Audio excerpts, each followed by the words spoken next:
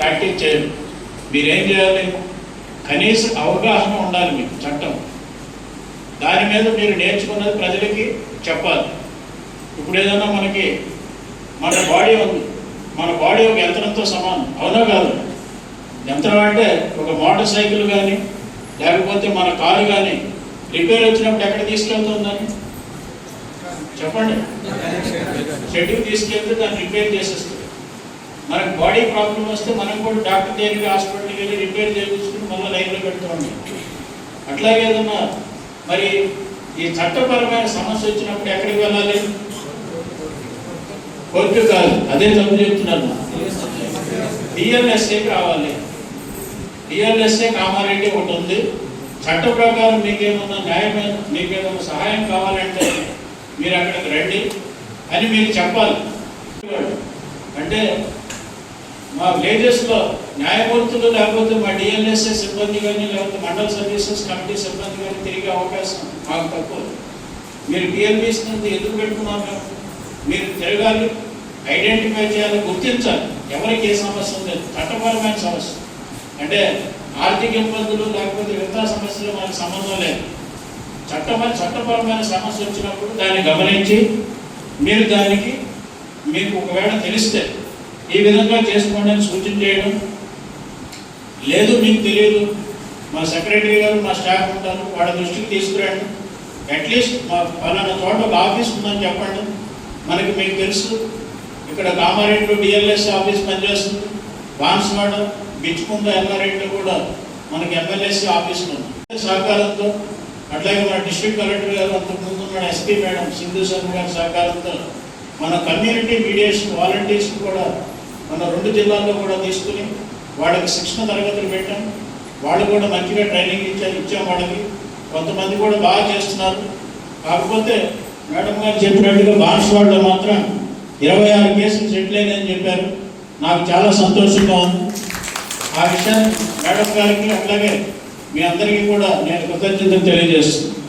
ఆమెని స్ఫూర్తిగా తీసుకుని మిగతా కమ్యూనిటీ మీడియేషన్ వాలంటీర్స్ కూడా మీ దగ్గరికి వచ్చిన కేసుని మీరు పరిష్కారం అంటే వాళ్ళకి అడ్వైజ్ ఇచ్చి సలహా ఇచ్చి ఇట్లా చేసుకోండి అని చెప్పాలి.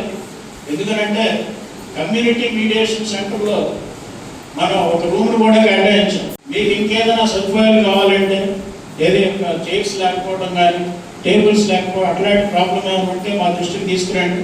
సెక్రటరీ గారికి నేను ఆల్రెడీ చెప్పాను. మా సైడ్ నుంచి మీకు ఏమేమి సహకారం కావాలో అన్నీ కూడా మేము అందించడానికి మీకు దగ్గరలో ఉన్నాం. మీరు మాత్రం కమ్యూనిటీ మీడియేషన్ వాలంటీర్గా మంచిగా సక్సెస్ఫుల్గా పనిచేయాలి. అట్లాగే మరి ఇంతకుముందు చెప్పారు మేడం, సీనియర్ సిటిజన్స్కి చాలా ప్రాబ్లమ్స్ ఉన్నాయని మీ అందరికీ కూడా తెలుసు. మనం పేపర్లో కూడా చూస్తున్నాం.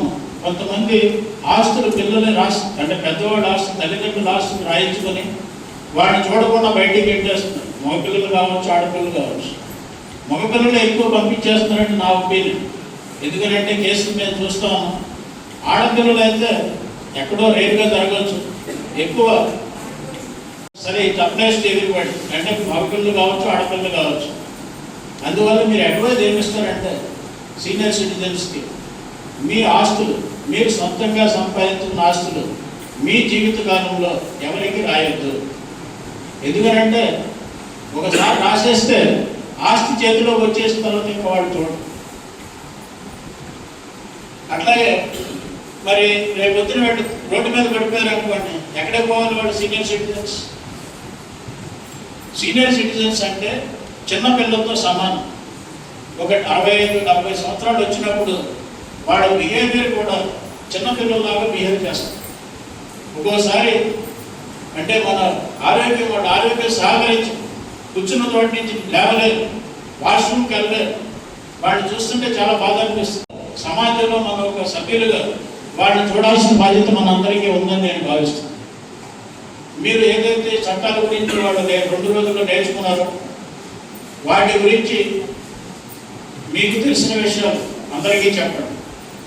అయితే మరి మీకు రాజ్యాంగం గురించి చాలా చెప్పారని ఇప్పుడు అన్నారు. రాజ్యాంగం గురించి నేను ఎల్ఎల్ఎంలో గోల్డ్ మెడలిస్ట్ అయినా కూడా యూనివర్సిటీ మస్ట్ అయినా కూడా ఇంకా నాకు చాలా సందేహాలు వస్తూ ఉంటాయి. నేను కూడా కాన్స్టిట్యూషన్ చదివాను, ఎల్ఎల్ఎంలో కాన్స్టిట్యూషన్ చదివాను. మనకి చాలా సందేహాలు వస్తూ ఉంటాయి. ఆ సందేహాలు రావడానికి కారణం ఏంటంటే, మనం స్వాతంత్రం వచ్చినప్పుడు మన భారతదేశం ఎట్లా ఉందో ఇప్పుడు అట్లా లేదు. సామాజికంగా మనం అభివృద్ధి చెందాం, అట్లాగే ఇండస్ట్రియల్గా డెవలప్ చెందాం, అభివృద్ధి చెందాం. మీ చిన్నప్పుడు కామారెడ్డి జిల్లా అంటే నిజామాబాద్ ఉమ్మడి జిల్లా ఎట్లా ఉంది, ఇప్పుడు ఎట్లా ఉంది మీకు తెలుసు కదా.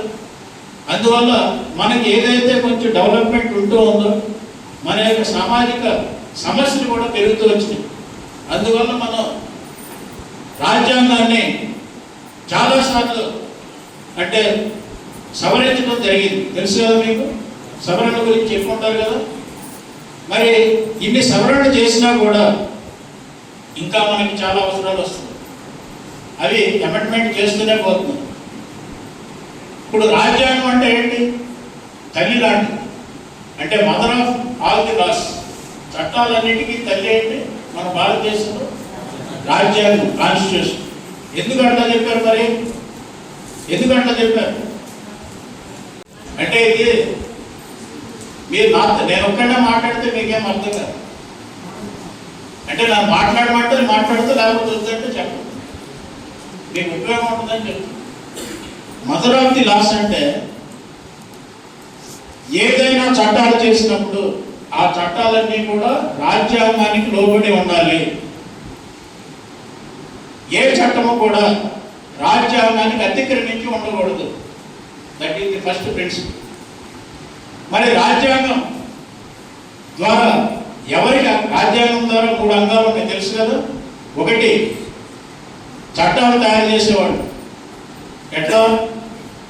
పార్లమెంట్ కావచ్చు సెంట్రల్లో, వివిధ రాష్ట్రాల్లో లెజిస్లేటివ్ అసెంబ్లీస్ కావచ్చు.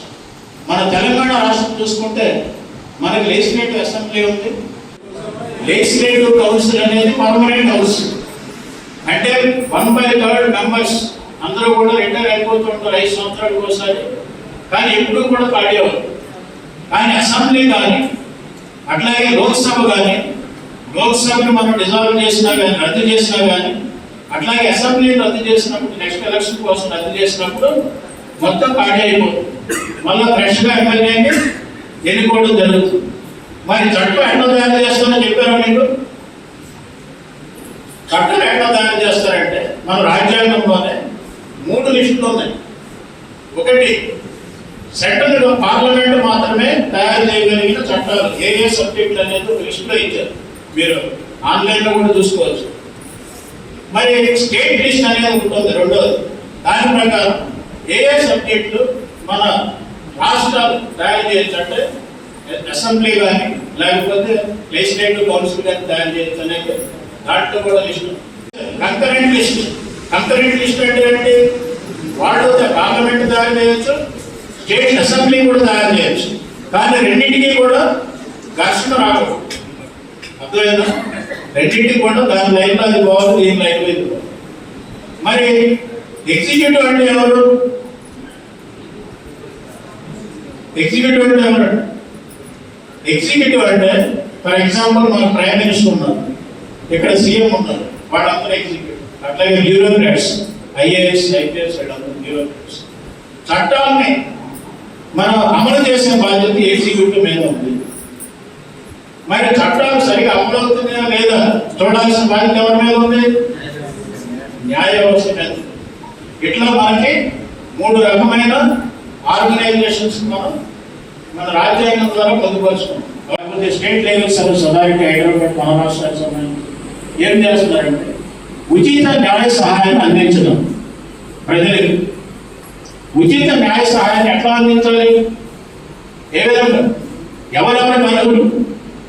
ఒక లాయర్ని పెట్టుకోలేని వ్యక్తి రావచ్చు, వాళ్ళ లాయర్ గారిని పెట్టు.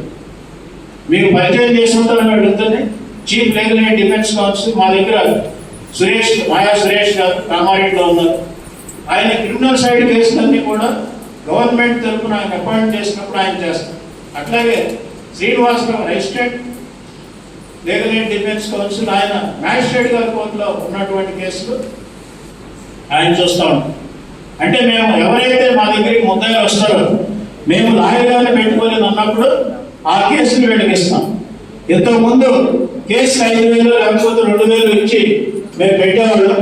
కానీ ఇప్పుడు ఆల్మోస్ట్ వీళ్ళకి ఒక 1 year టెన్యూర్ ఇచ్చి వాళ్ళకి జీతాలు కూడా మేమే ఇచ్చి, అంటే గవర్నమెంట్ ఇచ్చి పెట్టడం జరిగింది. డిఎల్ఎస్ స్టేట్ లీగల్ సర్వీస్ వాళ్ళకి స్టాఫ్ కూడా ఇచ్చి.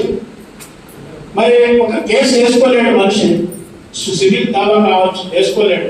అప్పుడు కూడా మా దగ్గరికి వస్తే మేము ఒక లీగల్ ఎయిడ్ కౌన్సిల్ పెట్టి ఆ కేసు చేయడం జరుగుతుంది. అట్లాంటి వాళ్ళకి కూడా మనం ఇవ్వచ్చు ఉచిత న్యాయస్థానం. అదే చెప్పి దివ్యాంగులు అంటే అందరూ వస్తుంది.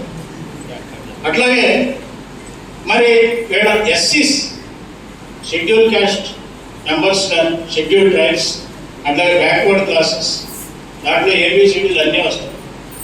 వీళ్ళందరూ కాకుండా ఓసీలు ఎవరైతే ఉన్నారో ఓసీలకు కూడా 3 లక్షలు వార్షిక, అంటే సంవత్సర ఆదాయం అంటే పెరగకుండా ఉంటుంది. 3 లక్షల వరకు ఉంటే వాళ్ళకు కూడా న్యాయ సహాయాన్ని అందించవచ్చు.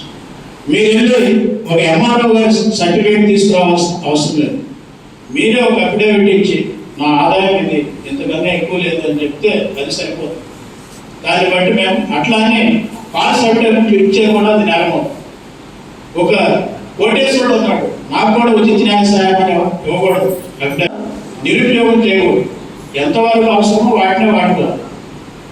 ఇట్లా మీరు ఈ 3 రకాలైనటువంటి బాధ్యతల్ని మనం డిఎల్ఎస్ తరఫున మనం చేస్తున్నాం.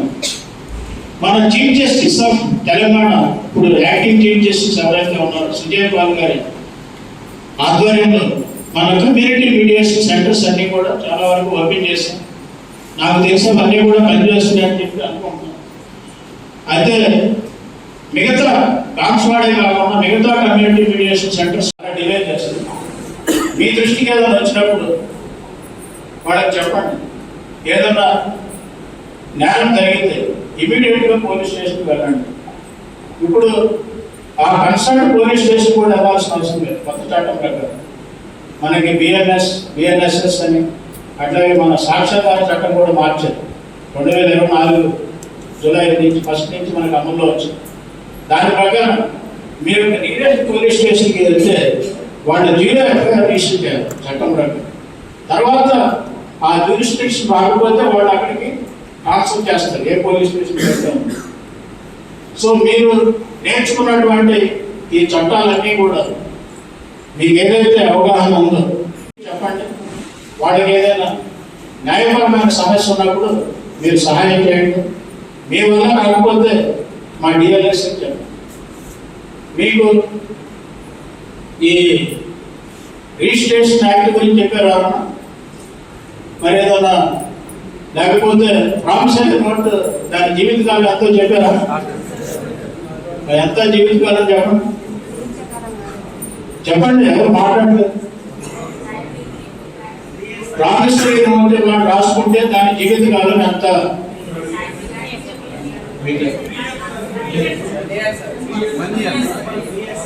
ఎందుకు 3 years? ఎందుకు 3 years? ఎందుకు 5 ఏళ్ళు కావు? చట్టం ప్రకారం 3 సంవత్సరాలు పనికి వస్తుందని చెప్పారు.